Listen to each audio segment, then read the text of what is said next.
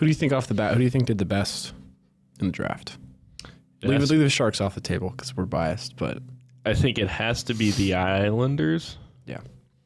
Um, and that's outside of the first, just getting the first overall pick. Yeah, like obviously 3 picks in the first round. Yeah. Obviously, you get Matthew Schaefer, who's he's a team-changing player. Yeah.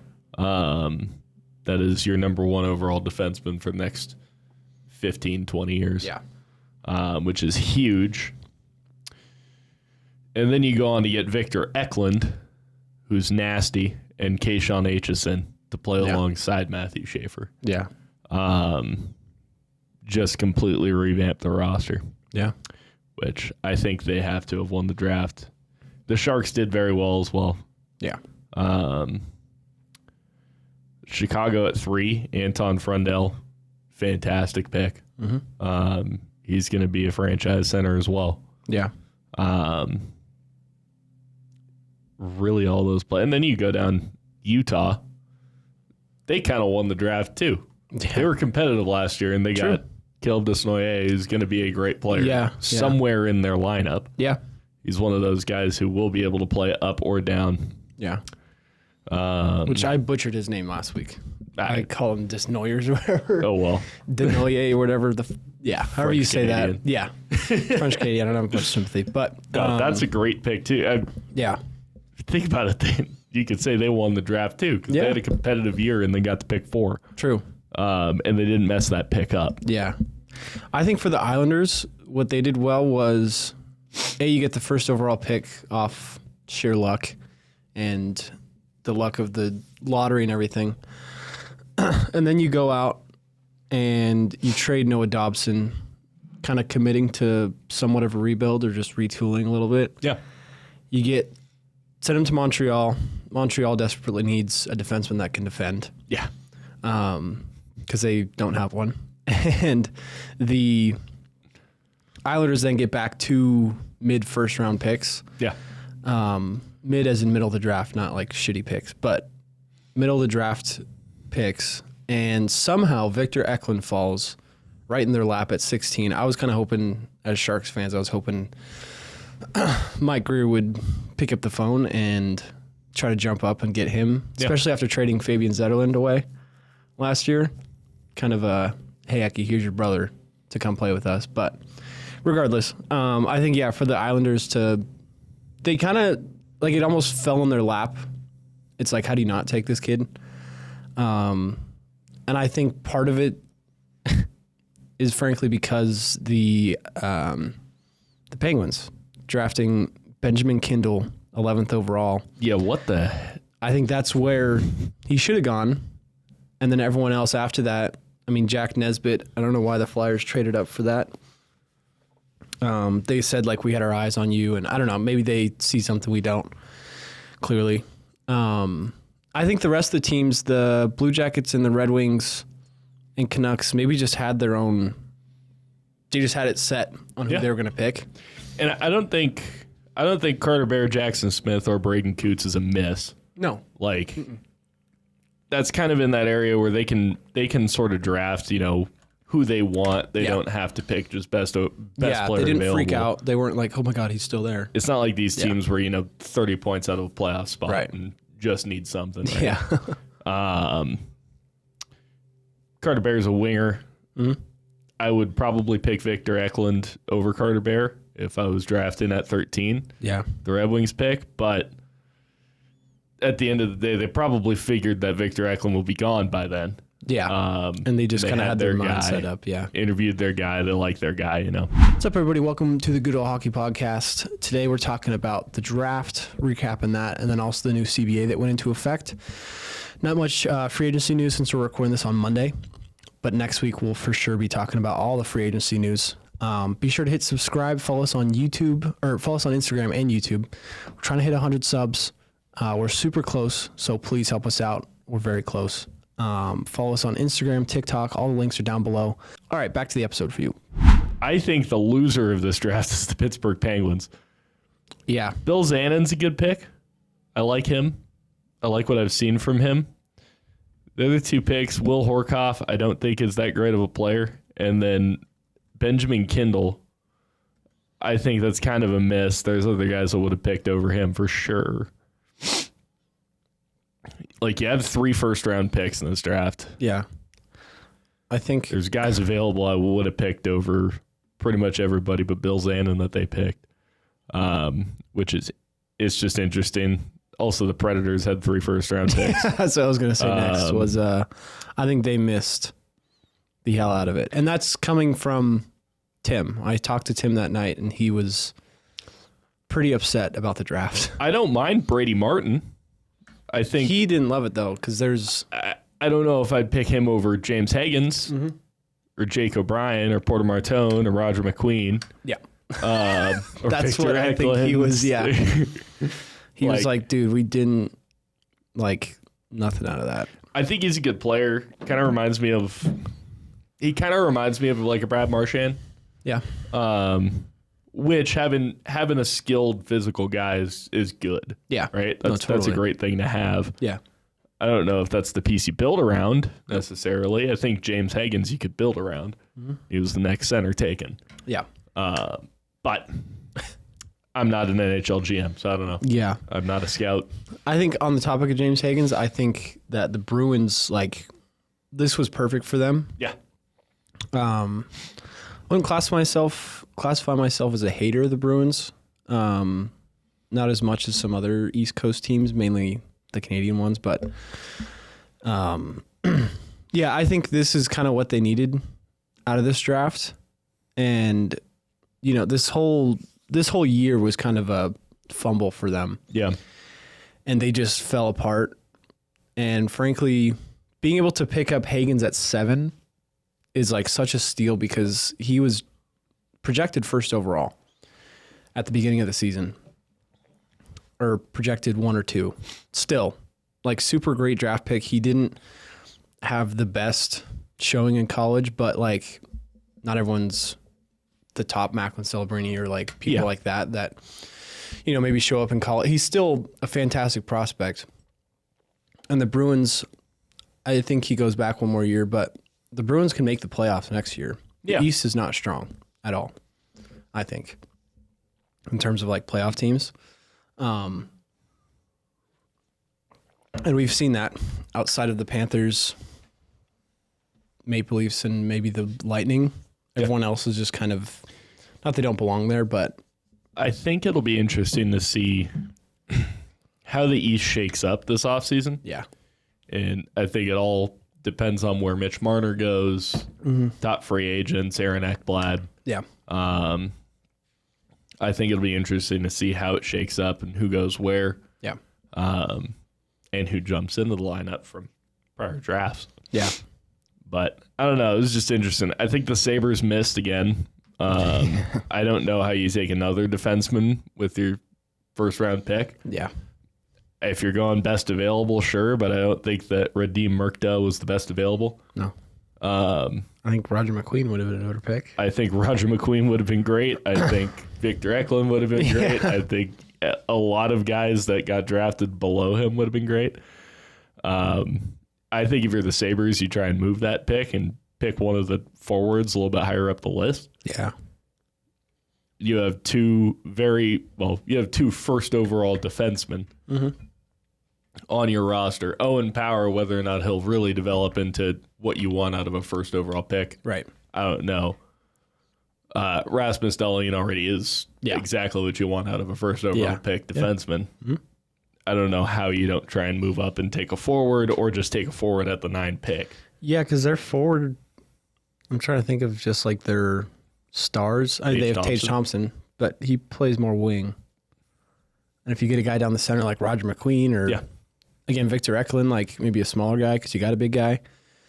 They have Josh Norris now. Yeah, I think so. Yeah. Yeah. That's it. Yeah. Yeah. You don't even, They got rid of Skinner. Alex Tuck. Yeah, Alex Tuck, who's 34. Yeah. Like, yeah. You need I just don't understand how you don't I don't get how you don't take a forward with that pick. Yeah. I think you probably don't need to draft positionally because you're Buffalo and you haven't made the playoffs in years, right? But you need some sort of a forward core. Yeah.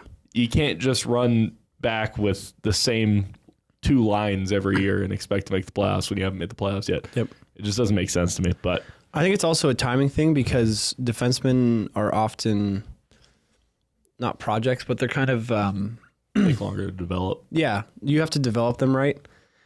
And not that they can't, but with the spot that they're in, if they were like, maybe they are rebuilding. I don't know what the hell they're doing, but like they're being Buffalo. Yeah, they need to forever. Make the playoffs next year, or else just torch it. Get rid of Dahlin and get rid of Tage Thompson and just tear it down. Yeah, just like truly commit to the rebuild. But I would love Erasmus Dahlin on the Sharks. That would be a cool. That would be fantastic. Yeah, Buffalo, I have a trade idea. All right. Yeah, what's your ideal trade for him? Joshua Ravensbergen and our next year's first-round pick for Rasmus Dahlin, 25% retained salary. Thoughts? That's never going to happen. That's completely unfair. I wouldn't want that. Because what if we get McKenna? Oh, is top 3 protected? Top 3 protected. Perfect. I don't even want Gavin McKenna. We have Celebrini and Misa. I know. But what if that pick... Which, Michael Misa was the best player of this draft. I was looking back at his stats. Yeah, no, he was. The guy's fucking gross. He is. He was goal per game and assist per game in the OHL last year. Yeah. He scored 2 points a game. Yeah. That's gross. He was the, what's it called, early exemption status? Yeah. Exceptional status. Exceptional status, yeah. Which Connor McDavid, Connor Bedard, like they all had that. There have been some guys who have not done anything after getting exceptional status. Right. But he's second overall. What was that guy, Sean Day? Was fucking awful. But he was a defenseman. He was also fat and lazy. Yeah. So I don't think Michael Misa is that. That guy's gross. Yeah. Have you seen any of his highlights? I have. Yeah, I've been watching him. Yeah. He's super exciting. And again, I thought before the draft, I was like, Islanders probably should have taken him. Mm-hmm. But honestly, the way their draft laid out. Well, especially getting rid of Noah Dobson. Yes. You're going to need a defenseman, and when you have a franchise corner piece like Matthew Schaefer sitting in front of you, you got to take him 10 times out of 10. Yeah. Especially if they're expecting to be bad next year and hopefully be in the lottery for Gavin McKenna. That would be... Then he'll be your franchise forward. Ooh. And the Islanders are going to be nasty for the next 20 years. Yeah, that'd be scary. That would be scary. Yeah. But, I was really upset for the first 4 minutes that Matthew Schaefer got taken. Yeah. At first. And then I was looking at Michael Misa's stats, and I was like, okay, you know what? I'm happy with this. The Sharks just need to take him and not Anton Frundell. I wouldn't have been upset with Anton Frundell. No. But it's still... I would have much preferred Michael Misa. Yeah. That would have been like a Beckett Seneca getting picked third last year by the Ducks. Yeah. Kind of a weird... Yeah, just why would you pass up on Misa? There's no point to, and it's if you look at the Sharks forward core, it's yes, we do need a defenseman, but we still do have Dickinson, who was OHL Defenseman of the Year. Maybe even CHL Defenseman of the Year. I don't remember. I think it was. Yeah. And he was he's a fantastic prospect that we have defensively. And Celebrini is our franchise guy. Super excited. I think Will Smith is going to be a great first-line player. He can develop into a franchise type of guy. But after that, I think we have Eklund, who's another solid player forward-wise. After that, it's not that any of them are bad, but it's not a for sure, this guy's a rock star type of thing. We have to see how they develop. Casper Heltonen and Philip Bystead, they could become Musty. I think Quentin Musty's going to be a great... Quentin Musty could become third, second-line player that's... Not for sure. No, but he's not... Yeah, he's not for sure. Michael Meese is a shoe-in to put up points in the NHL. Yes, correct. Guy's gross. Yeah, and I think he plays on the Sharks this coming season. I hope so. It's one of those things that's actually kind of interesting. I feel like most of the time it's a forward that goes first overall, right? Mm-hmm. You get the occasional defenseman, Dahlin, Power, Matthew Schaefer, right? Yeah. That's the last 8 years. Yep. I feel like it's more reasonable to have a player that gets picked at first overall that's a forward come in and play immediately. Yeah. It's one of those things where Michael Misa would be first overall in 99% of drafts. Yeah. I think he could absolutely come in. I don't know if he'll be quite an impact player yet, not like Macklin Celebrini was last season, but I think he's going to be on the NHL roster. I mean, there's no point in not putting him on the NHL roster. Yeah. No, exactly. The only reason you wouldn't is the Sharks make a big splash in free agency, sign like Mitch Marner and a couple other forwards. But even then, like they have to spend $17 million just to reach the cap floor. Oh my gosh. So I don't know what Mike Grier is planning on doing, if he's planning on keeping a bunch of cap space for future contracts or what. But yeah, I mean, I think it's we obviously have a lot of star power, and I think hopefully Eklund gets a contract like a 7x7 or something like that. Yeah, I think he deserves it. That'll be some money spent, and then obviously they're saving room for Smith and Celebrini, and now you got to save space for Misa, contract-wise. But I don't think it's bad to sign an Ekblad, someone like that for 4 years. Or I mean, I don't know if he wants to sign 4 years. Would sign, right, with the Sharks. You just want a Stanley Cup, and now you want to go to a team that's realistically maybe going to finish third worst. Yeah, like still not great. They'll be the most fun third to worst team in the NHL history. Yeah, they'll be the most fun bottom 10 team. Maybe they'll make a step. Who knows? They could. Askarov will probably come in, play a full set of games. He'll be a rookie. He'll probably play 40, 50 games. Yeah, and we could see what happened with Wolf. Yeah, with the Sharks, where it's like Askarov could. He could. He's got all the talent to drag us into it into playoff contention. Right? Yes, I don't think it's a playoff spot, but it's definitely there could be some eyebrows raised. Maybe. Again, we're just being hopeful here, but still, it's very possible. Something that's really funny is if Joshua Ravensbergen, God, that's a name. I know. If he works out, the Sharks will have two goalies who are 6'4" and 6'6", both catch backwards. Yeah. Which I find very interesting. I think that's happened one other time in recent memory. It's the Caps right now. Yeah. Logan Thompson and Charlie Lindgren. There we go. Just interesting. Yeah. They're both nasty. Okay, so I pulled up, and this is for Michael Misa, potentially playing up this coming year. Connor Bedard in the WHL had 71 goals, 72 assists, 143 points in his draft year. Michael Misa had 62 goals, 72 assists, 134 points this year, 65 games played. So he had a little bit more games played than Bedard. Granted, that's probably also, it was playoffs included too. Playoffs he had 4 games played, 3 points. Damn, didn't they win? Did Saginaw win the CHL? Who won? Windsor? The London Knights. Oh, Knights. Yeah, that's right. With Sam Dickens. Yeah. And Casper Haltonen. Yeah, true. Yeah. 2 stars. Yeah. And I think there was a team, or I think it was Game Notes, Chicklets. They did a CHL team. Yeah. Try to find it. I want to say it was, CHL first All-Star team was Michael Misa, Gavin McKenna, Andrew Cristall, Sam Dickinson, Zane Perek, Jackson Parsons, and Net. So the Sharks have 2 of the CHL first All-Star team from Game Notes. Yeah. But yeah, we have plenty of London Knights as well. Future's teal.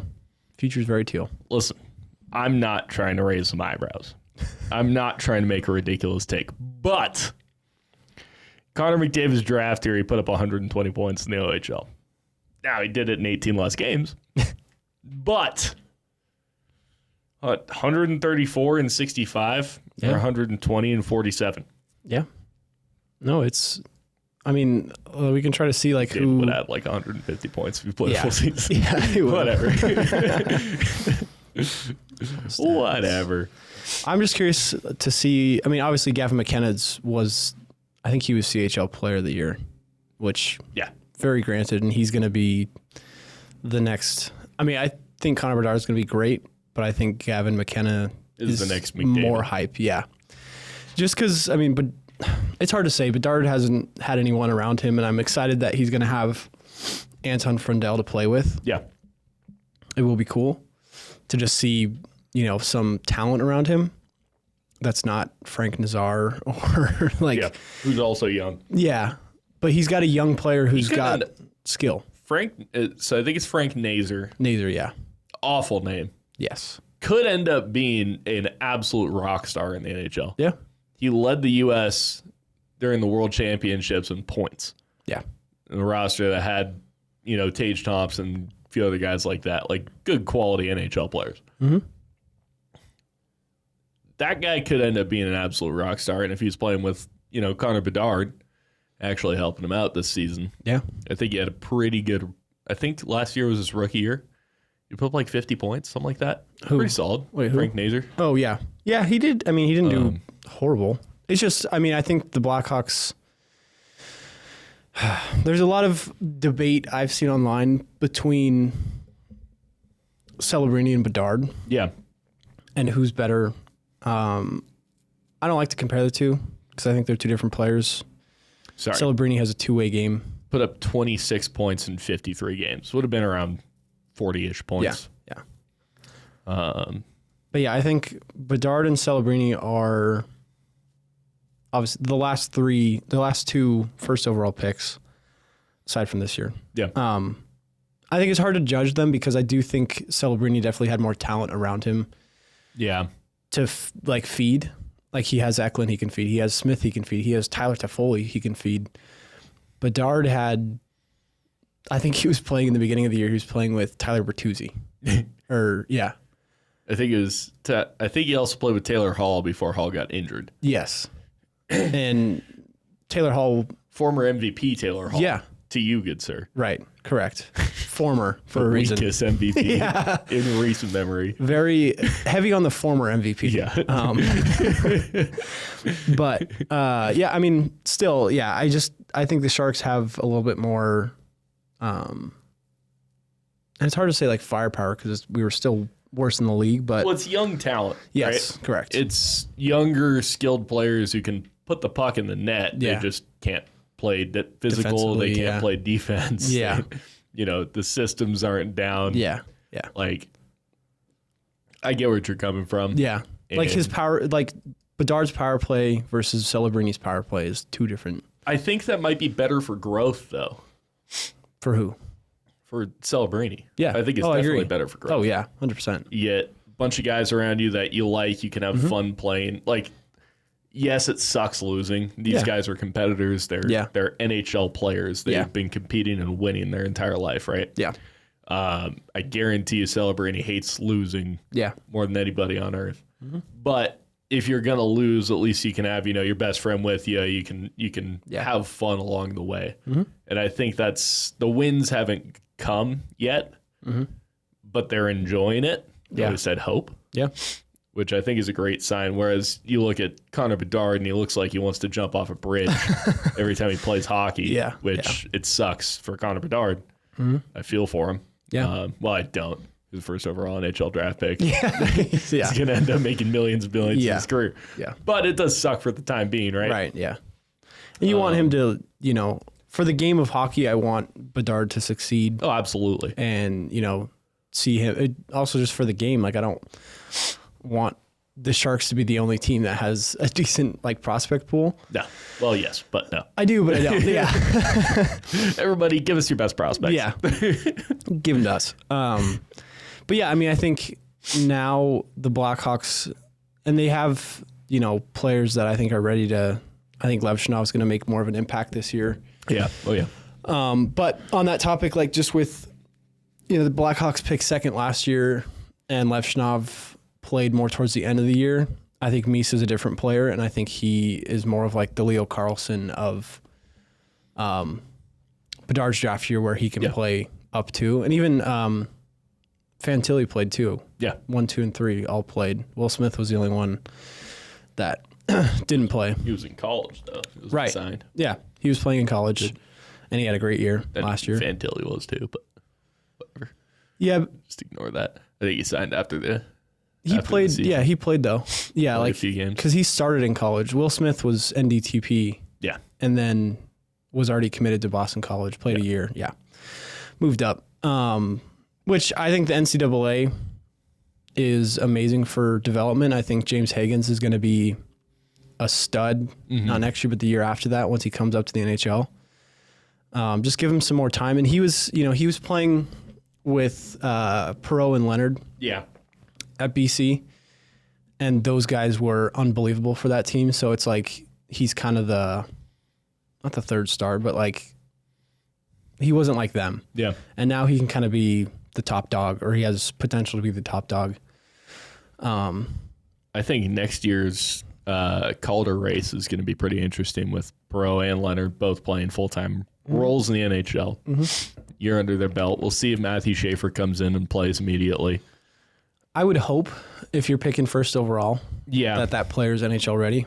He did just break. What did he break? His collarbone? Yeah, he's been cleared though.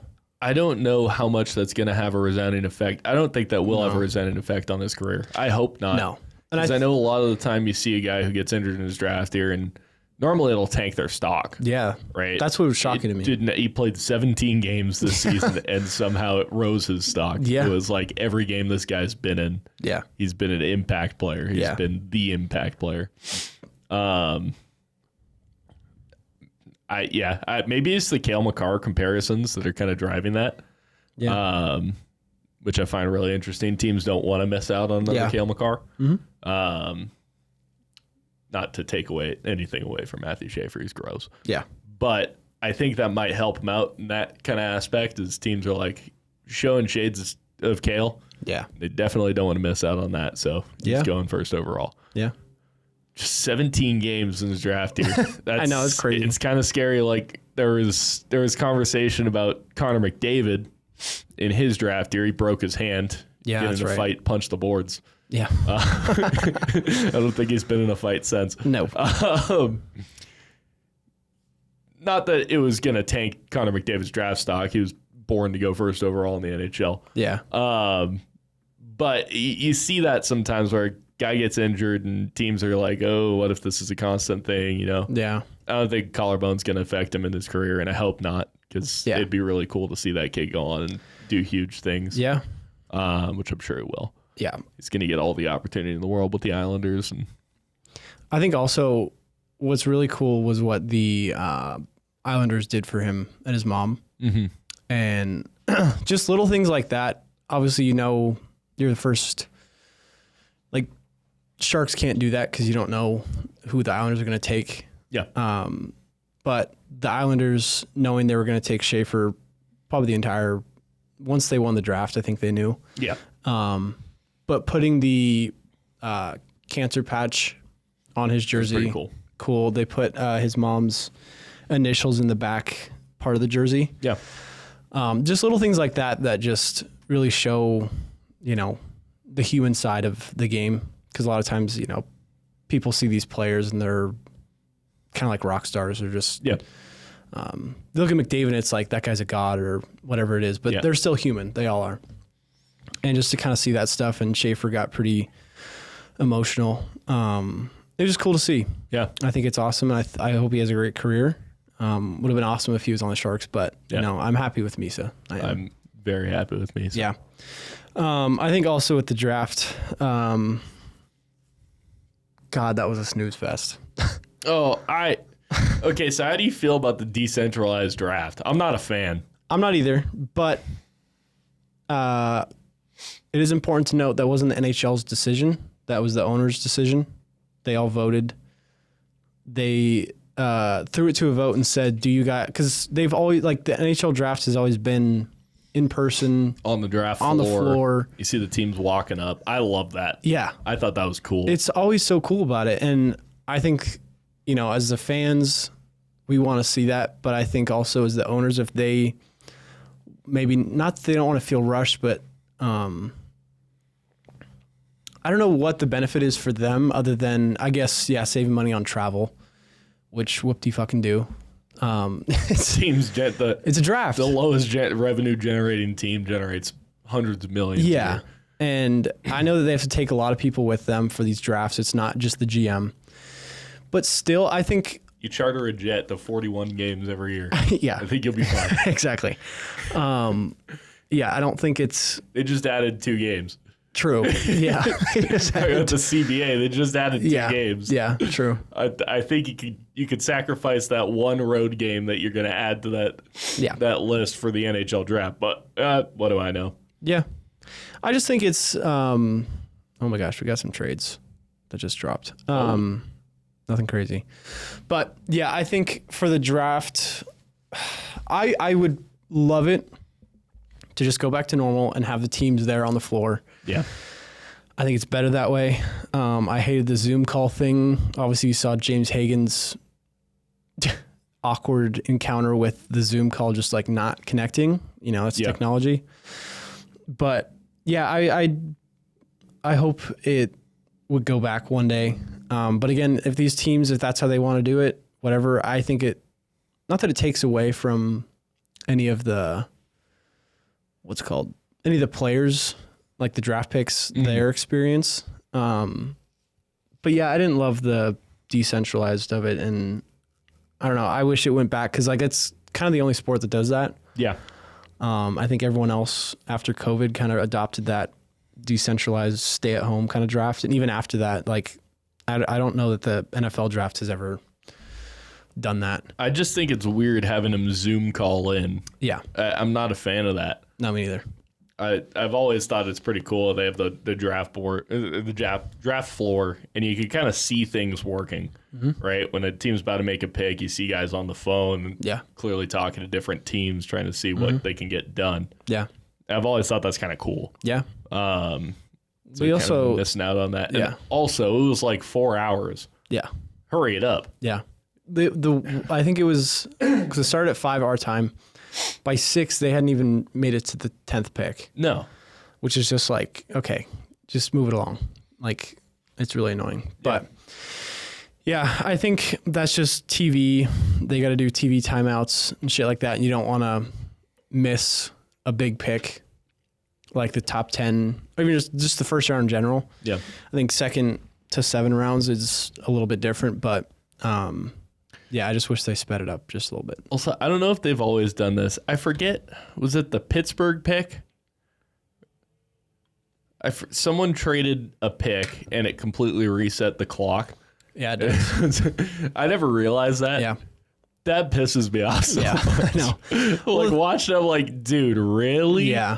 I also wish they announced it a little bit sooner, the trade thing. They like wait, because I have a feeling these teams are on the phone calling each other, and they're like, hey, we want to give you this for this pick. I don't think they're trading right when they're on the clock. No. I think they have it ready, and then they just let it go by for whatever reason to then you see the clock stop, and you're like, okay, here comes a trade.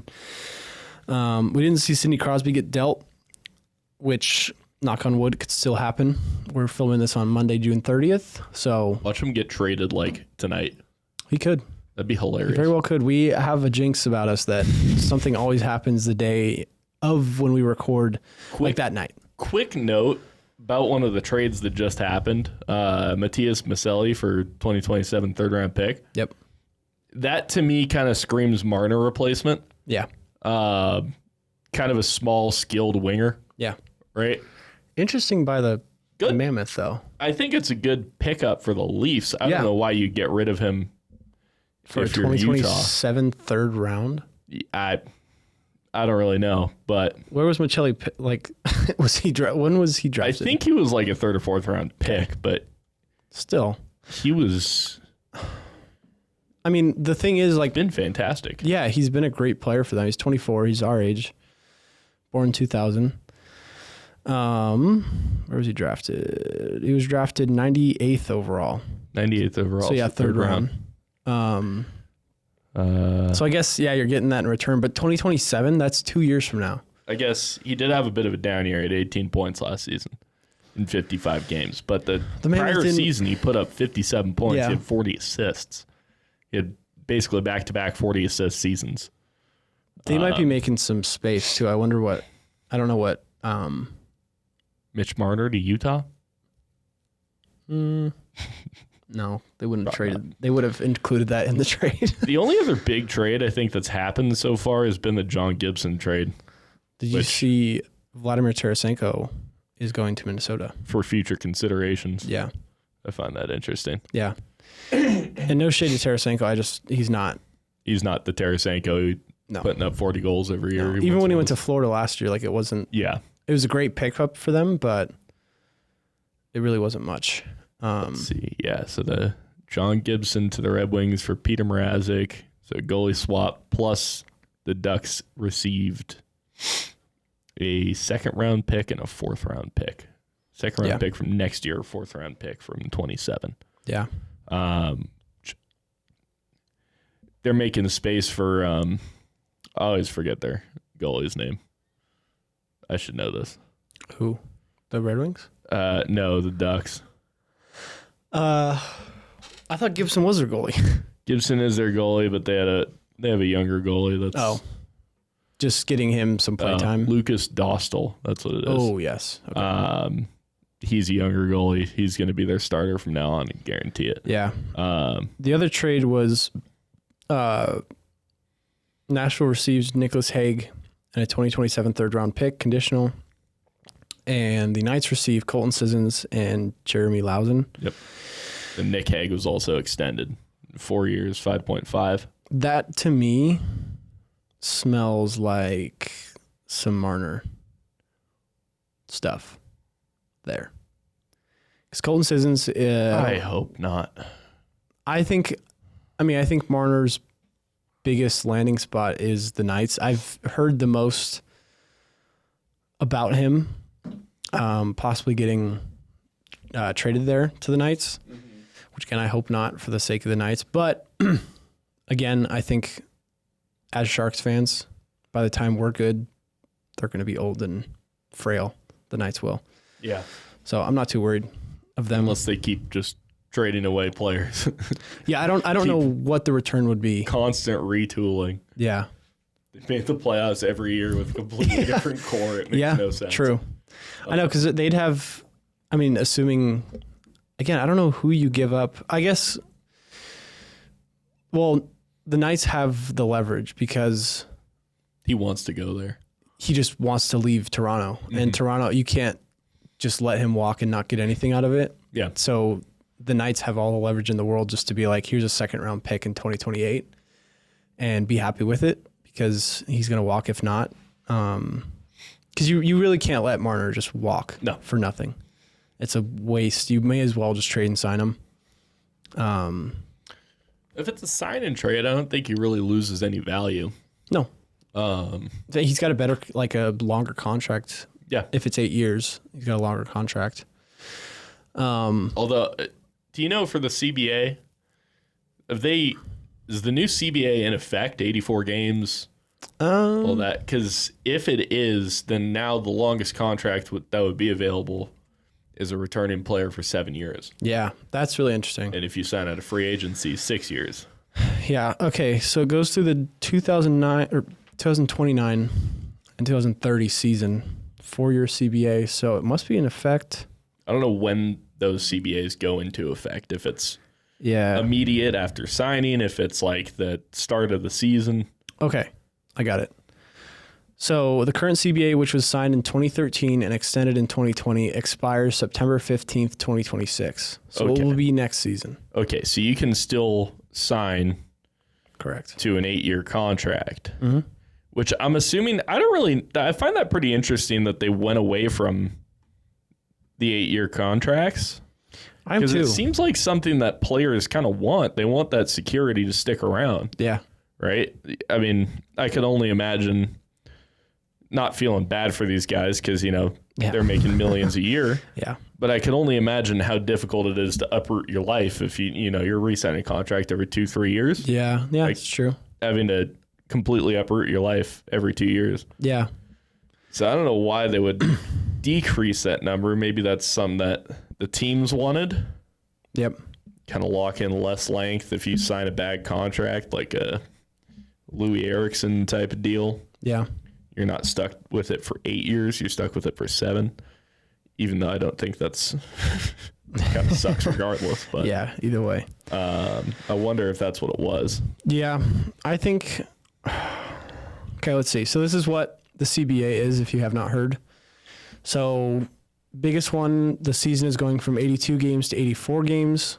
It is reducing, 4 games apiece in preseason? I think a little bit more than that, maybe. I don't know. But there's a total of 1,344 total games across the entire NHL. So I guess adding those 2 games across 32 teams, that's a lot more money. It may not be for one team like the Sharks, but for the NHL as a whole, I think it makes them just a little bit more money. I've always just liked the 82. The number 82 just makes sense to me. Yeah. 84 games is, should be interesting, longer seasons, but what I already don't like about it, and I hope it just means that the NHL season starts sooner, because the way that these seasons have gone, it's like they finish up the Stanley Cup. What was it? 2 weeks ago on Tuesday? Mm-hmm. Yeah. The season ended with the Stanley Cup 2 weeks ago on Tuesday, and then you go into the draft. Like, it's all very quick. And these seasons, again, I love how long it takes. I love hockey, and I want to watch as much as I can. Yeah. But I think for the players, having that season go into the summer longer is just kind of tough. I think if you give them, I hope it just starts sooner. Yeah. Because it starts early October, like October 9th. If it starts October 1st, September 30th, that would be awesome. But yeah, longer season's the big one. Shorter contracts. So players have been able to re-sign with their own team for up to 8 years and sign with another team for up to 7 years. Under the new CBA, each would be reduced by a year to 7 for re-signing and 6 for changing teams. That, I don't understand that. Do you? No. Yeah. I think the only reason would be to prevent the long bad contracts. Yeah. Maybe it's to do with the Zach Parise, the Erik Karlsson. Erik Karlsson, guys like that. Yeah. I don't even think Erik Karlsson signed an 8-year deal, though. Did he? I don't remember. I don't think he did. Either way, I think it was 6. Yeah. Either way, I think that's the only reason. But the Zach Parise contract was 11 years, but that was back in 2009. Yeah. 2008, something like that. No, it would have been after 2012. Trent Frederick said, I don't know. I guess it could be a rarity now. Trent Frederick, who signed on Friday an 8-year extension to remain with the Oilers. 8 years is better than 7. It's good to lock in before that changes. So players want 8. Yeah. Granted, the CBA is between the PA and the owners, the Player Association and the owners. But yeah, so I guess they just had to go on that. But yeah, the salary cap getting its biggest increases season by season. I think, it's probably more of a team thing of being I don't want players to have the option to sign 8 years, because that 8 years is a long time. That is. Especially if you're a player who is, say, someone like Austin Matthews. Mm-hmm. Fantastic player. He's going to be 28 this year. Mm-hmm. If he signs an 8-year deal, he's going to be 36. And an 8-year deal right now for Austin Matthews is going to be $13 million. I don't think you want to be paying 36-year-old Austin Matthews $18 million. No. Didn't they also change front-loading or back-loading contracts? I should say. Isn't that another part of the CBA?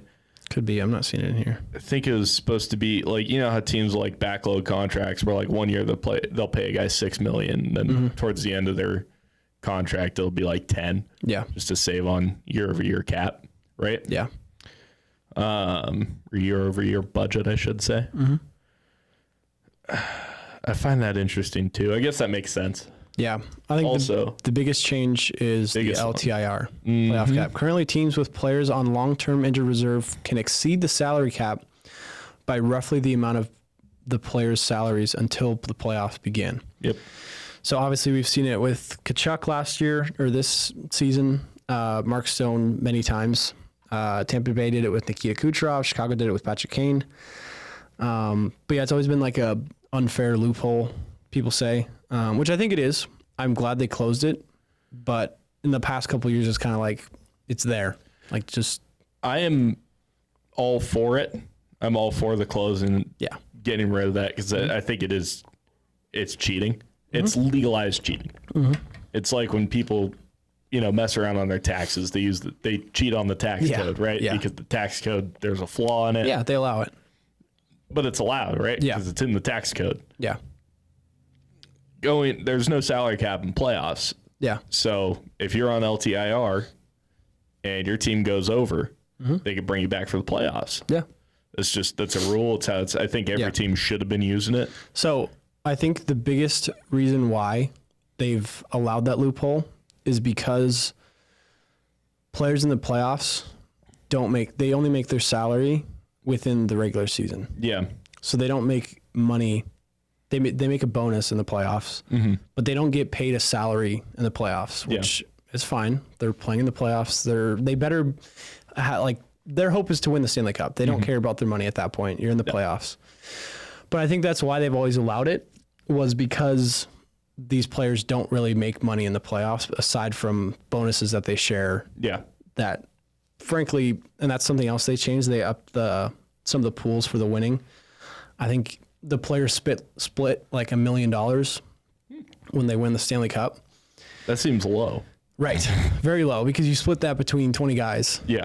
And $50,000 a person. Yeah, it's really not that much. No. But again, you're winning the Stanley Cup. It's not about money at that point. It's a nice extra paycheck. Right. I'd love a $50,000 check. Bonus, yeah. I'd love to win the Stanley Cup. Yeah. No, exactly. At the same time, if you're making, if you're a Sergei Bobrovsky and you have a $10 million contract, what's $50,000? Yeah. Right? No, exactly. And you made $10 million for the last 6 years. Yeah. Like, to them, that's a nice watch. Yeah. For them. Yeah. They can buy a watch. That's a brand new car right there. Yeah.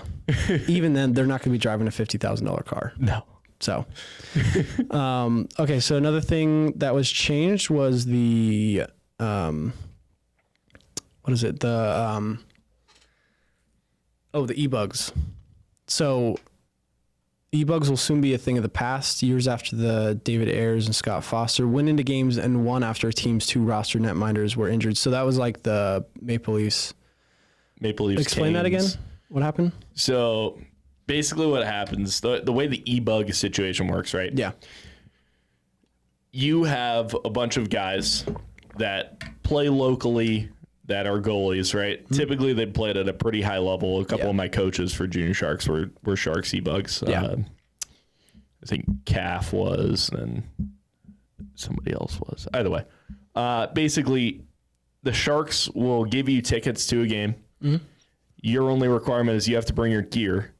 And if one of the team's goalies goes down with an injury or can't play for whatever reason, say they're sick or something, and the other team, or that team, whoever it is, can't bring a goalie in time, then you will be suiting up and sitting on the bench for that game in case the goalie who is then playing goes down with injury, right? And it's happened before. Cannot continue to play. Yeah. It's happened a bunch, actually. And I don't know why that changed. So it didn't really change. There's still EBUGs, but it's different now. So basically, you'd have a bunch of guys who would come in, they'd like rotate, right? So you'd have like 5 or 6 guys rotate throughout the season, come to different games, whatever it is. And then if you have to get dressed, you have to get dressed. You get a free jersey, you sign a 1-day contract. Yeah. The difference now is it's going to be a full-time job. Yeah. So there is a full-time EBUG for all 41 home games. Yeah. And basically it's going to be either former pro players or somebody who's an actual talent, not just it was guys who played ACHA D2. Yeah. It was guys who, played junior A, junior B years ago. Yeah. Yeah. And that's cool. I honestly think that's really cool because you could grant somebody their dream of playing an NHL game. Yeah. But I think the teams are kind of sick of it because what if it's game 82? Yeah. You're on the road. Yeah. You need a win to make it into the playoffs. Yeah. Your starter goes down, and then your backup goes down, and now you have some fucking reject junior B player getting in. No offense to all the EBUGs out there. I wish I was you. Yeah. But coming in and then you lose because of it. I'm assuming that's the reason why. Yes, correct. So it's probably going to be like, like Marc-Andre Fleury for the Wild would probably be the way to go. Yeah. Or for the Penguins, or someone like somebody who has played in the NHL at some point, maybe a little bit older of a guy. Yeah. But somebody who can actually keep up. Yeah. Right? Yeah. As opposed to, so the biggest one was Scott Foster and David Ayres. David Ayres was the Toronto Marlies Zamboni driver, I want to say. Yeah. Maple Leaf Zamboni driver, one of the Zamboni drivers. Yeah. And he played it was like D1 college, but like in the 90s or in the 80s. Yeah. Something like that years ago, because he was like 50. Yeah. Right? And I think it was Mrazek went down with an injury, and I forget who their backup was at the time. But their backup also went down same game. Mrazek came back in, couldn't play. So David Ayres suited up, and then he ended up beating the Maple Leafs at home. Yeah. And he was their EBUG. He was their EBUG. Yeah. Right? Not a pro goalie. Yeah. Right? Never was a pro goalie, or maybe he played like low-level pro like years ago. Yeah. But he was 40-something or 50-something when this happened. And then Scott Foster was the next one, where I think he played ACHA college hockey. Yeah. But again, like in the early 2000s, he came in for the Blackhawks and he ended up winning the game. Yeah. He won like 2 on like 9 shots, made like 7 saves, something like that, which is freaking awesome. Yeah. I'm jealous of you, Scott. It's Scott Foster. Yeah, Scott Foster. I'm jealous of you, bro. Yeah. But I think it's to avoid situations like that. So teams now have a full-time EBUG. I'm sure for the Wild, because it sounds like Fleury wants to stay in Minnesota, stay involved in that organization. Guarantee you it's going to be Fleury for them. Yeah. It'd probably be Nabokov for the Sharks or someone like that. Yeah. Damn. Yeah. So it says each team will be able to keep an extra goaltender around to practice with and enter a game, rather than having a beer league replacement on standby. Because you can't just drag around 3 goalies and like lose that goalie to play for the AHL and get better, like Askarov last year. So from my understanding, it's not going to be, because that makes no sense, right? To have, you're just upping, it makes no sense to drag around, Yaroslav Askarov, or in a couple of years, Joshua Ravensburg as a tertiary goalie on your NHL roster where he's not playing NHL games. Yeah. So I think it's going to be either retired pros or something like that, but it won't be beer leaguers anymore, which is sad. I think that's a net negative for the sport. It's always huge news and everybody hears about it when a beer leaguer comes in and stops a shot off Connor McDavid. Yeah. So I think that kind of sucks, but just killing my dreams. Yeah, I know. So another one, teams have been able to hold the rights to junior players for 2 to 3 years, depending on their age, and for college players for 4 years. Now those rights will be held until a player is 22. That's just the age, which I kind of like, just keeping an age on there. The change comes at a time when the NHL developmental pipeline is in flux after the NCAA now can have junior players in the CHL play in the U.S. for college hockey. So situation, situation. Oh, what's that guy's name? Tampa Bay Lightning, played for Michigan State. This is recent. I should know this. A guy who got drafted by the Lightning a few years back. He's basically not signing with the Lightning. He's going to play out his college career and then become a free agent. The biggest one was Adam Fox. Oh, okay. He was drafted by Calgary originally. That's right. Played out his years in college, and then signed with the Rangers. There's been a bunch of guys who've done it, but when it's junior, 2 or 3 years, and then they're free agents if they're not signed. Yeah. Whereas now it'll be 4 years, which I think it's better. Yeah. To be honest, to be a player that's 22, because no one. Isaac Howard. There we go. Oh, okay. Player to watch. Yeah. He's going to be nasty. Yeah. He's a gamer too, but I think it's better for teams. It's not quite as good for players. Yeah. But players who played the CHL route kind of had an advantage to that, whereas for college, you'd have to stay for 4 years and keep out of pros for 4 years. Yeah. Whereas if you played CHL hockey. Yeah. I really like 20? this. So, Capitals assistant general manager Ross Mahoney said it just makes more sense for development. Here's an example. Would you be... God, I can't read. Would you take a player out of the CHL? Maybe he plays as an 18, 19-year-old now and you want to sign him, but maybe he's not quite ready for the minors, so it's better to have him in the AHL and have him a healthy scratch for a third of the games, or is it better to have him go play at North Dakota for 2 years and then sign? Yeah. I like that. I think the NCAA should be more development for the NHL. It should be a stepping stone. Yeah, it should, because we see that with every other sport, with baseball, basketball, football. Yeah. Like they're all colleges where you develop. And it's not to take away from the AHL or anything like that. I think it's still necessary for development, but if you can get these kids that are all around the same age getting better together, yeah, it's so much better. And I think the biggest thing I've always had with the draft is so tough in hockey, is just drafting at 18. Because in football, like, I have plenty of friends that are Sharks fans, and they always ask me, oh, when are the Sharks going to be competitive? Because they hear all the buzz about Celebrini, Smith. You know, we just got Michael Misa. Because now it's like, okay, now we're good, right? But they're all like football fans, and they're used to someone like Ashton Genty getting picked by the Raiders, and now the Raiders can go on and possibly make the playoffs and be an elite running back from the get-go. Because he developed in college so long. It's a lot tougher with 18-year-old kids to... If it was an 18-year-old Ashton Genty on the Raiders, he would get eaten alive. Yeah. Oh, yeah. But he spent 3 years at Boise State and worked his ass off, developed into a great player who can now go make an impact in the NFL, which is what I want for NHL, because I still think it's important to draft at 18 in the NHL. I don't think that's ever going to change. No. But just kind of making the development a lot better for these players, because we see a lot of these kids that get drafted at 18, I don't even think they're busts. I think they just weren't developed right. Yeah. Frankly. That's the thing is, like, there are very few, like, true busts when it comes to the NHL, because it's all about development. You're picking a kid at 18. I forget who it was. Scott sent me some kid who was drafted. He was 5'8", 160 pounds. Yeah. Right? I think he was 17 or 18 years old. And it's like...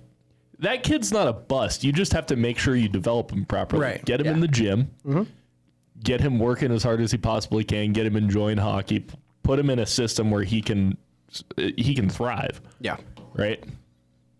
He was just drafted. I have no idea how his NHL career is going to turn out. If we'll have one. Whatever. Yeah. But, like, I don't think you can really call it a bust in the NHL, because they're getting... Like, Nail Yakupov was thrown in to the Oilers system at 19 years old, claiming that he's going to be the answer to all their 5-year-long at that time woes of missing the playoffs.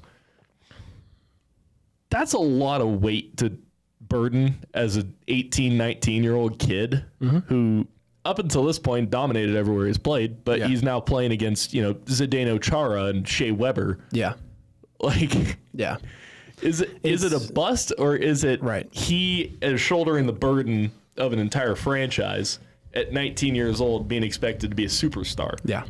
No, I think that's the biggest thing. It's development. Yeah. He should not...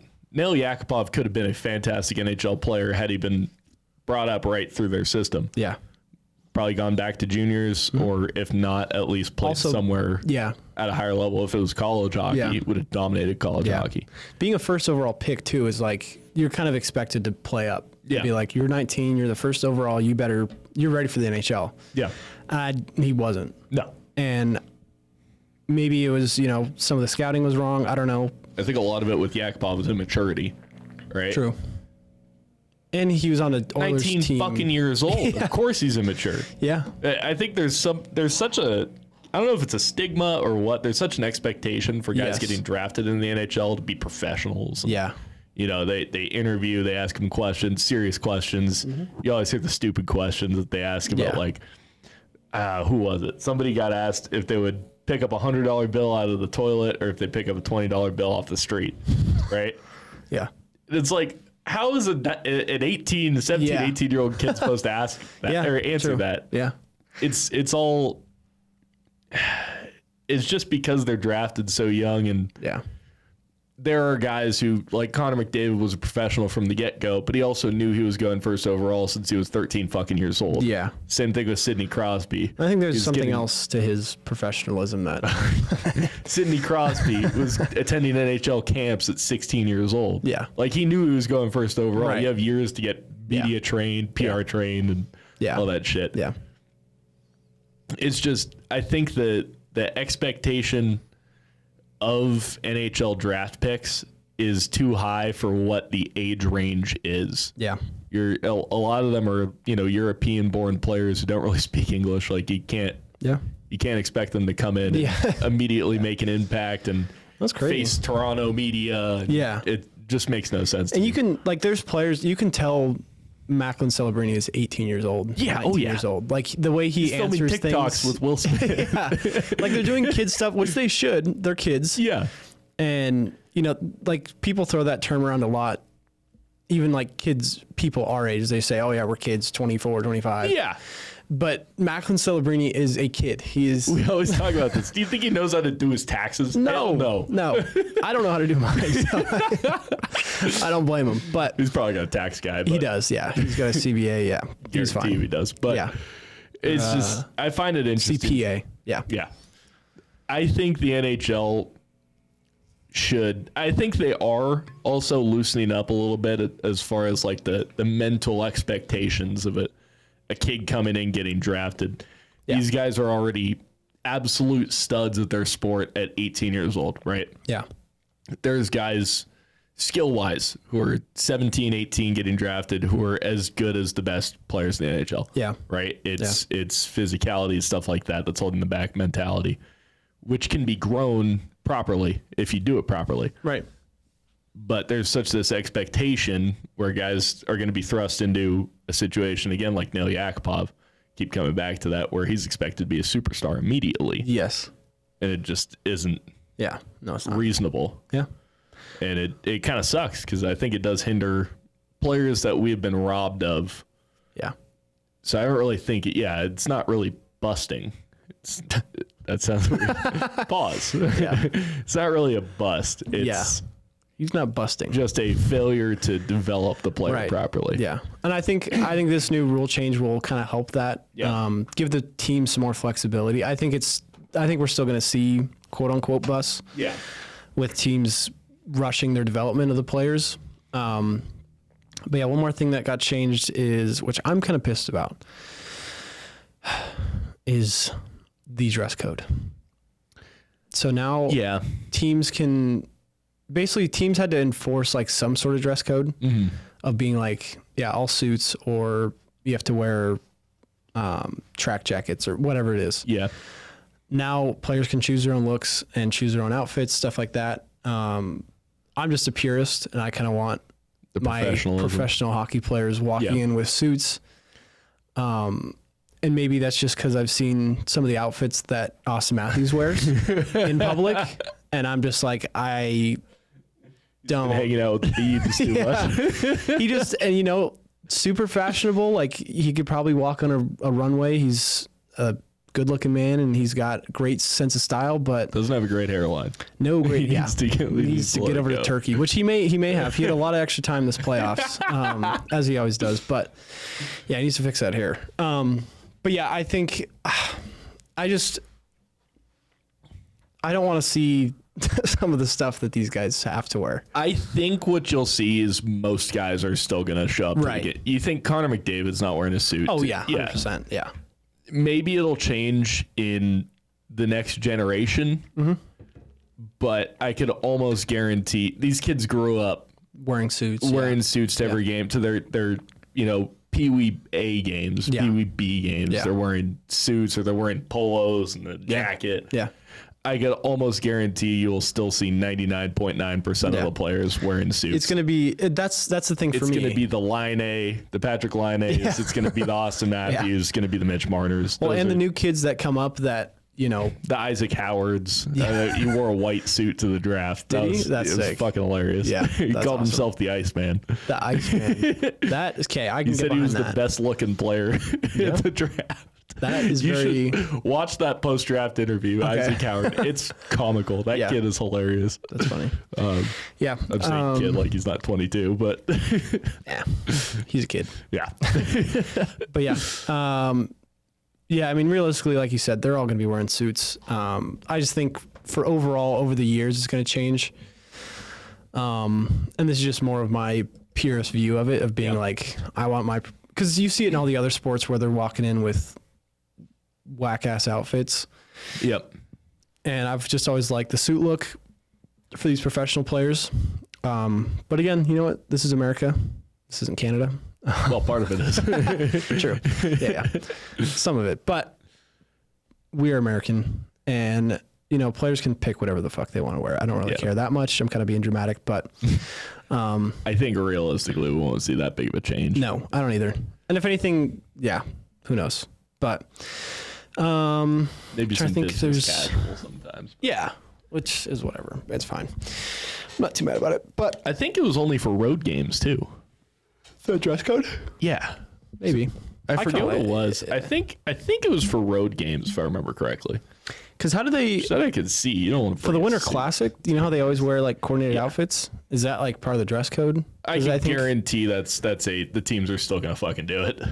You know, 100%. Like, I'm just saying, I think the reason they were able to wear that stuff is because the team would be flexible on it and be like, yeah, for this Winter Classic, you guys can all dress up as Oiler people and whatever that is. I remember, was it Boston playing it? They play an outdoor game at Fenway recently. Yeah. I think they all dressed up as like Red Sox player, like old timey Red Sox players. Yeah. They did, the Devils were like Sopranos. Yeah.